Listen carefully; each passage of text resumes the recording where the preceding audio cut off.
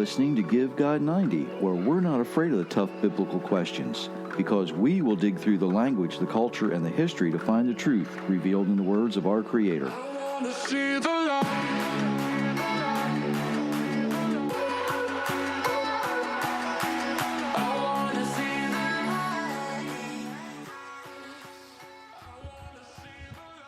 Hello, everyone. Thank you for letting us visit with you for just a little while, whenever you're listening to this, even though we're live on a Monday morning. My name is Jerry Mitchell, your host for Give God 90. Sitting in her supervisor's chair is Myra. Hello, everyone. We've rearranged a little bit here, so we're hoping nothing crashes. But it should make it a little bit easier, maybe. If you're new here, we appreciate you giving us a try. If you've been here for a while, we really appreciate all your support. Yes, we do. Don't forget, the website has a lot of information on it. If you like what you hear, those like buttons and share buttons go a long way, and so does the notifications. Whenever you want, whenever you are listening to this, you can leave us a comment, and we'll get it, and we might say something. Depends on the comment.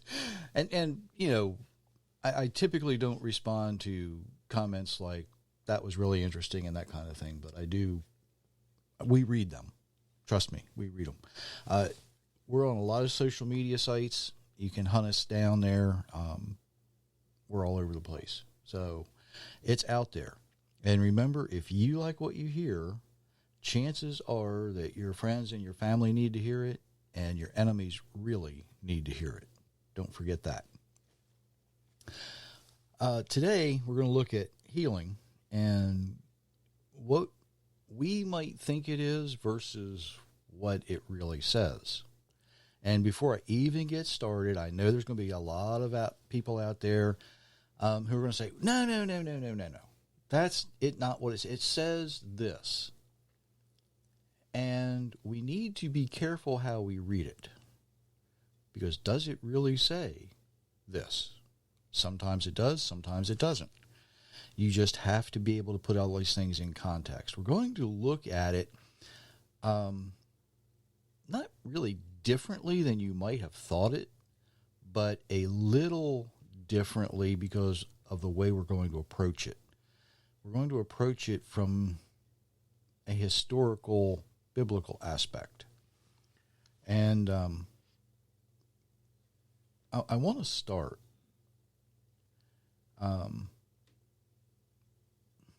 in a weird place, kind of.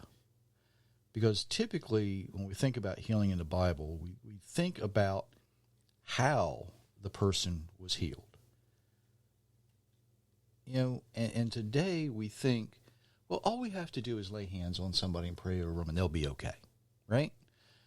But is that really what happened? Now, when we anoint something, of course, we just pour, or when we anoint someone, right, we just pour oil on them, right? I mean, that's basically what it means. That's what Messiah means, is, when someone's anointed.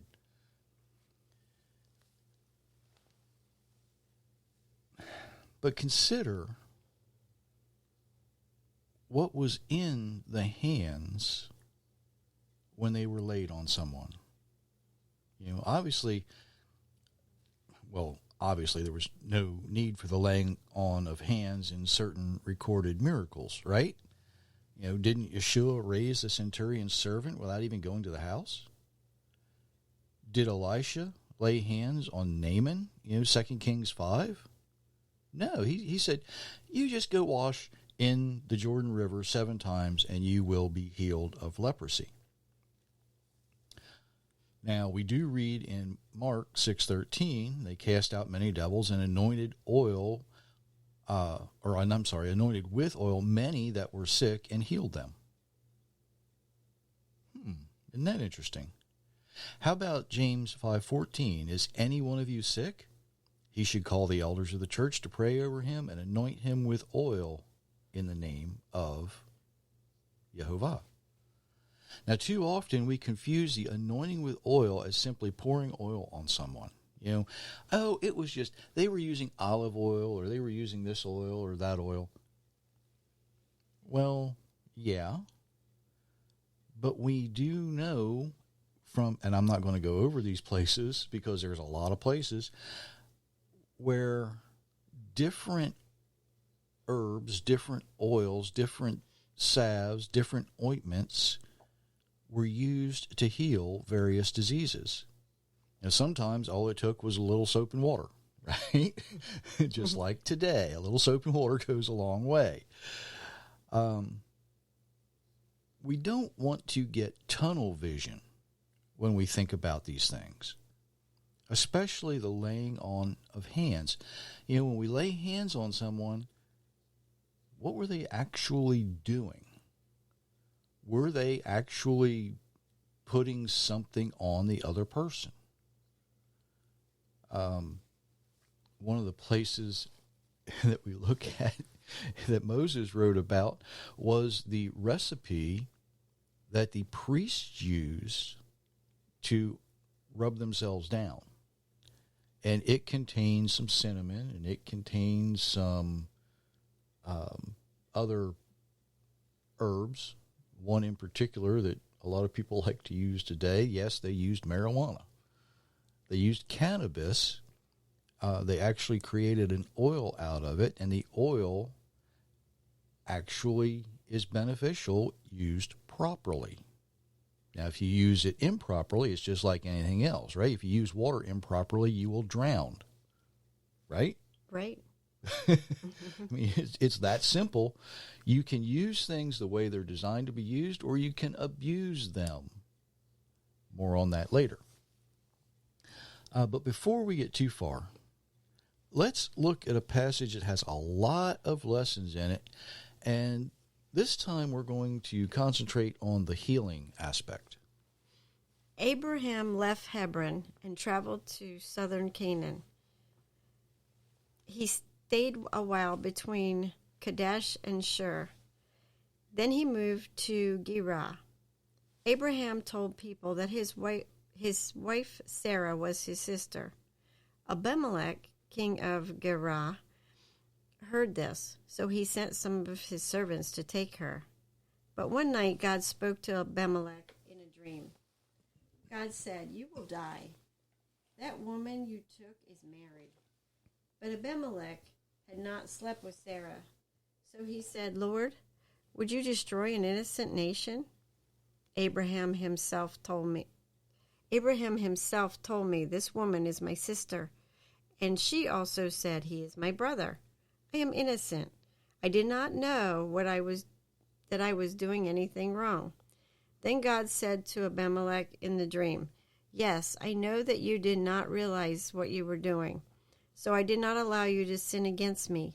I did not allow you to sleep with her. Give Abraham his wife back. He is a prophet.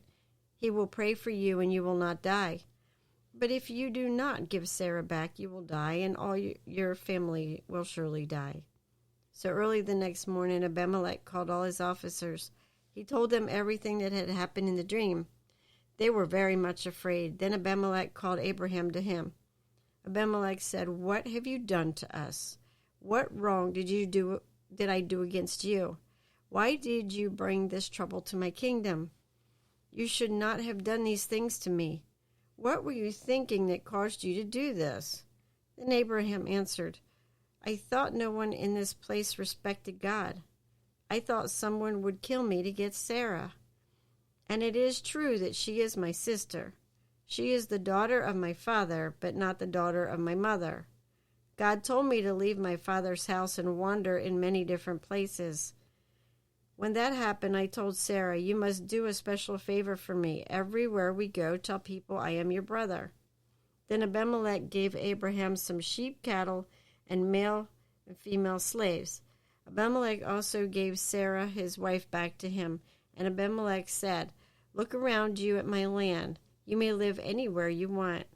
Abimelech said to Sarah, 'I gave your brother Abraham 25 pounds of silver. I did this to make up for any wrong that people may think about you. I want everyone you know to know that you are innocent." Then Abraham prayed to God, and God healed Abimelech, his wife, and his servant girls. Now they could have children.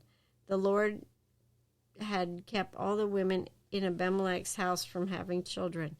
This was God's punishment on Abimelech for taking Abraham's wife Sarah. Genesis 21-17. Wow, there's a lot to take in with that, isn't there? But we're going to concentrate, or I'm going to try and concentrate, on the healing aspect.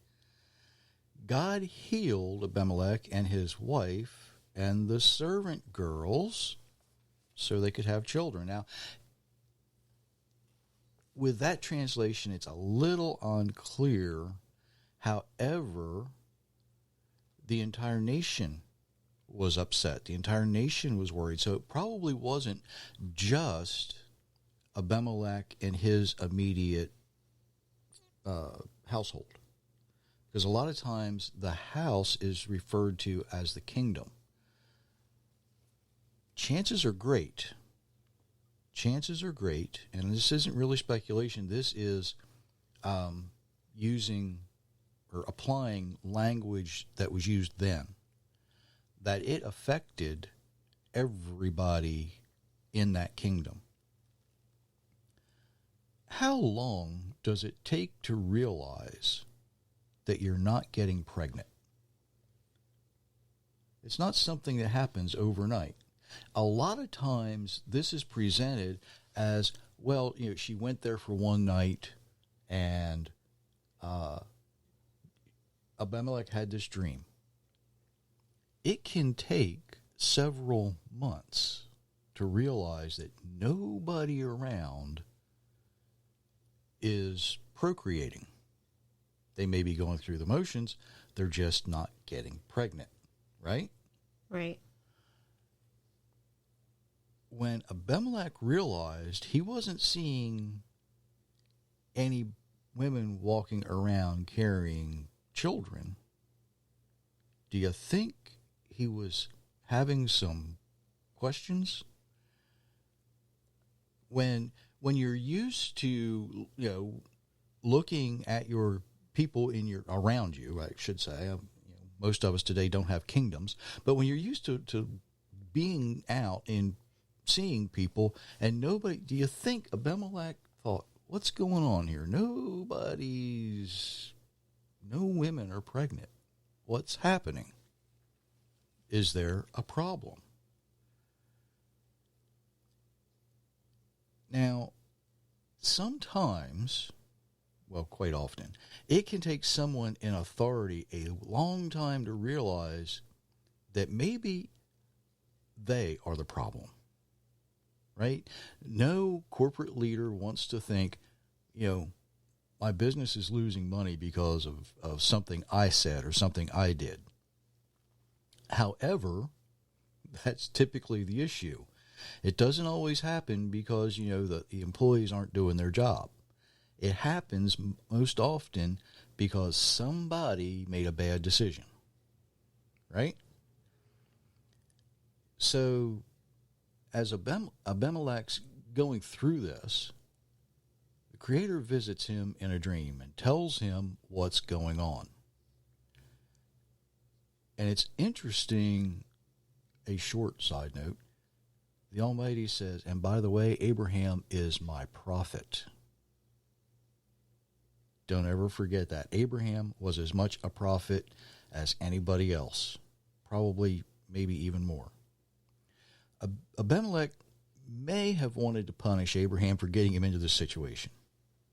But, instead, he rewards Abraham with 1,000 pieces of silver, right? Which is about 25 pounds, we think. It may have been a little more, may have been a little less, but I can't imagine it being much less than that. But he also gives him some sheep and some cattle and some female slaves. It's entirely possible that Hagar would have been among those slave girls. So Abraham says, I didn't think anybody here would respect my God. So, I didn't really want to die. I didn't want you to kill me for her. So, this is why we did this. He sort of educates Abimelech a little bit in what's going on outside of his kingdom, because other kingdoms would have done that. But Abraham proceeds to speak to the Almighty on behalf of Abimelech and his kingdom. And it was the Creator himself who healed Abimelech and his house, the whole kingdom. Right? The curse that the Creator had weakened Abimelech's kingdom with was that of infertility. Why can't I say that word? When he tells Abimelech, you and everybody around you is going to die, he's not referring to killing them outright. He's referring to the kingdom will cease to exist because there will be no children. And Abimelech realizes that. Now, technically, Abraham didn't lie to Abimelech. He just kind of left out an important detail, right? He says, look, these nations around you, they'd kill me for her. And this lesson, this overall lesson, was as much for Abraham as it was for Abimelech and the people in his kingdom. Abraham probably right here learned that he could trust his Creator with his life, right?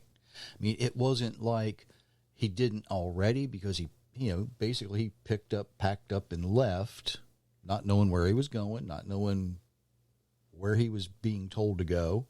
He just was being obedient. That's important too. Remember that for later. But he learns in this situation that he can trust his Creator. Now we're going to look at a different passage. Hopefully it's one you're familiar with. Moses led the people of Israel away from the Red Sea. The people went into the desert of Shur. They traveled for 3 days in the desert, but found no water. Then they came to Morah, where there was water, but they could not drink it because it was too bitter. That is why the place is now named Morah. The people grumbled to Moses. They asked, "What will we drink?" Moses cried out to the Lord. So the Lord showed him a tree. Moses threw the tree into the water, and the water became good to drink. There the Lord gave the people a rule and a law to live by. There he also tested their loyalty to him. He said, "You must obey the Lord your God. You must do what the Lord said is right. You must obey all his laws and keep his rules. If you do these things, I will not give you any of the sickness I gave the Egyptians. I am the Lord. I am the Lord who heals you." Exodus 15:22-26. I can remember hearing about 2 or 3 pastors refer to this in their sermons over the years.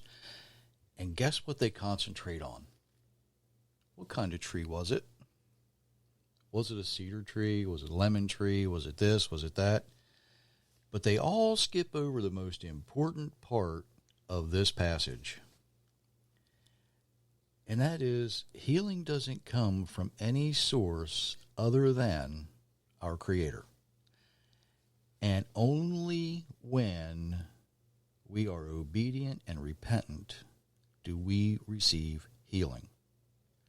It doesn't read we have to obey, the church rules. It doesn't read we have to obey the pastor's rules.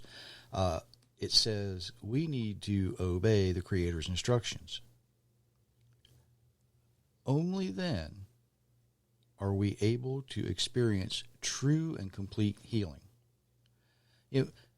Naaman didn't want to bathe in a dirty Jordan River, right?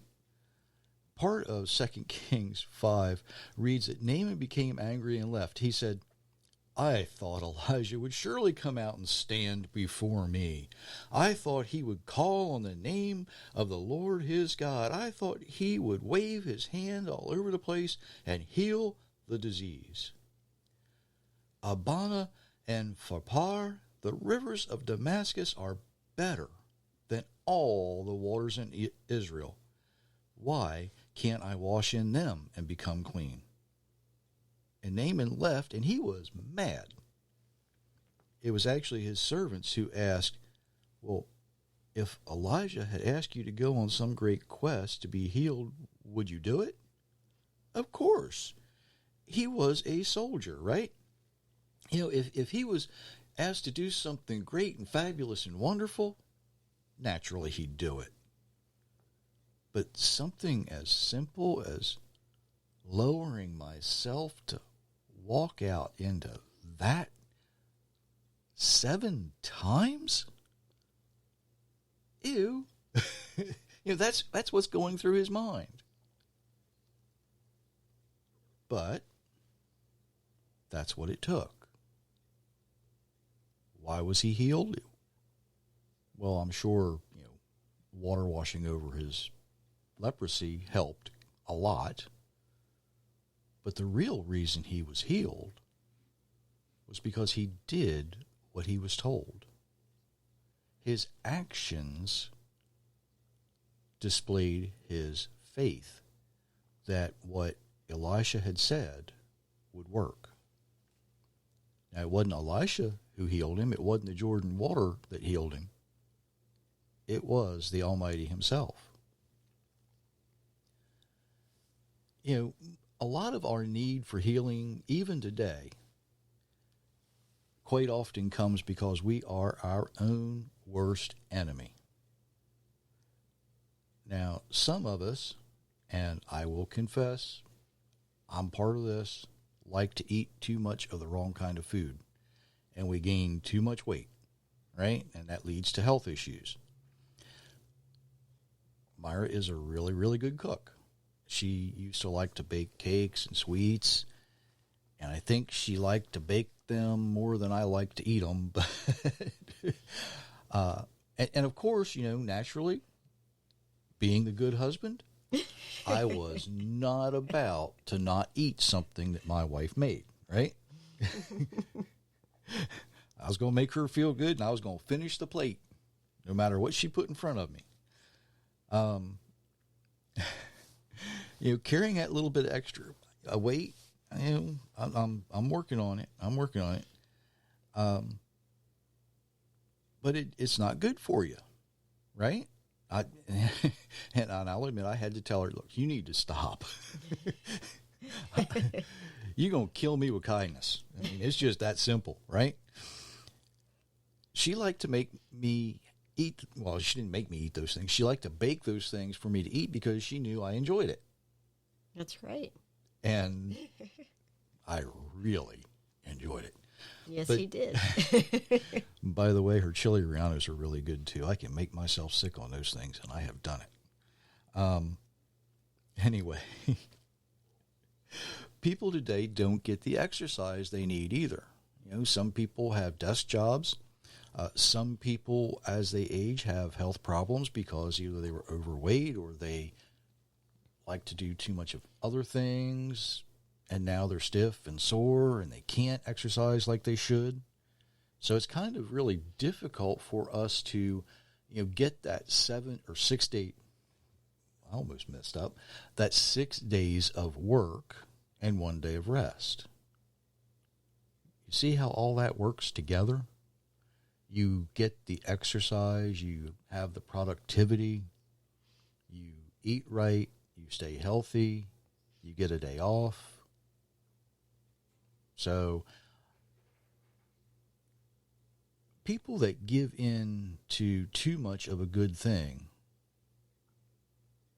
it can turn into a bad thing. Just like abusing a good thing can turn into a bad thing. If you hurt and you take medication to stop the pain, it can be a good thing. However, if you take too much of that medication, it can be a bad thing because you become dependent on it. I like to go barefoot a lot. And people say, I don't know how you can do that. I have to wear these special shoes. Well, maybe. But in the United States especially, we have a lot of people who like to self-diagnose. And they will buy these special shoes, and they think it makes them feel better. What you're actually doing is becomes a crutch, because your body can't heal properly. You know, it's kind of like walking with a pebble in your shoe. You just don't realize it because you think it feels better, right? So typically what I wear is the shoes that have no support when I wear them. This time of year, Myra hates it because I come in the house and I've been outside barefoot, my feet are black, and she fusses at me because her floor gets dirty. But that's, that's the way it is. We need a certain amount of movement to keep our bodies in a condition that allows us to be more healthy. Now, some people need certain assistance. They have had so much damage that they have to have those things. So I'm not speaking against them. What I'm saying is, if you don't need them, don't use them. It's like a lot of things, right? If you don't need the painkiller, don't take the painkiller. In the United States, we have people walking around right now with bottles of water. Yeah, I've gone... when we were in Colorado, I've gone out horseback for a day and didn't carry any water with me. But at that time, I knew where the springs were. And they weren't like every 15 steps. But you drank when you were thirsty. A lot of doctors tell you to cut down on your salt, but salt is one of the things that keeps water in your body. If you cut down on the salt, you have less water in your body. You need water in your body, right? Right. Not telling you to eat more salt, but because too much salt can be bad. Too much salt can be bad for you. Just pay attention to what you're putting inside, right? We all give in to temptations, like sweet desserts. Our kids from Colorado are coming in, and I know that there will be meals eaten together with family, and there will be dessert. And over the next 10 days, I will probably eat a lot of dessert. It's just that simple, because who am I to turn it down? Right? But that's 10 days out of the year. Most of the time, I don't eat dessert anymore. I stay away from it.